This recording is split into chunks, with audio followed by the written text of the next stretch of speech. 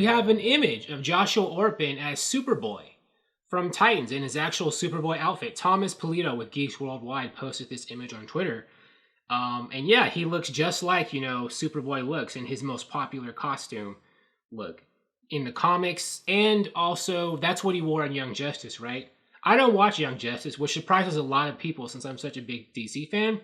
But, the whole black t-shirt and blue jeans look, that's the outfit he wears in that show. So yeah, since that's the most popular way that Superboy looks to people who know the character, that makes sense they would have him look like that in the show. I think that looks fine. My favorite look is a relatively lesser known Superboy outfit where he was in like that red Tron looking outfit. I love that outfit. But most people do not know Superboy with that outfit on, so that's probably why that's not what he'll be wearing in the show. And also, it might be more expensive to have him glowing all the time, like to have a costume that lights up all the time than just being in a plain, shirt and pants. But here's a description of what the character Superboy will be like on the show. His official description. They're going with his name is going to be Connor Kent on the show. He's also been known as Con-El in comics too. We'll see if they actually eventually go that route with the show, because they're going with the clone. Well, this version of Superboy was originally a clone of Superman, but later on they made it so he was a clone of Superman and Lex Luthor blended together. But here's his description. Connor is the angsty teenager still searching for purpose and the truth about his past.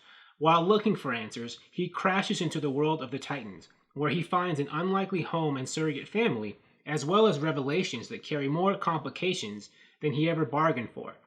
And I'm sure those revelations will be that, part of his DNA comes from an evil supervillain who's always trying to kill Superman. The other part of his DNA. So yeah, I guess the direction they're going with this angsty teen. I read the original Superman comics in the 90s where this version of Superboy was first introduced. I don't remember him being that angsty. Or if he was, he hid his angst behind, he was very,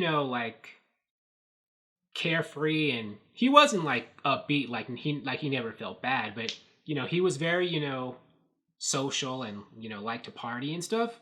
He wasn't exactly someone who brooded all the time and was always wallowing in like a sense of depression. He had his moments, but I wouldn't have called him like angsty and like always like moping around. So, if they made him that way on the show, that would be a departure from how the character was originally portrayed. I know, at this point, this version of Superboy has actually been in comics for a long time.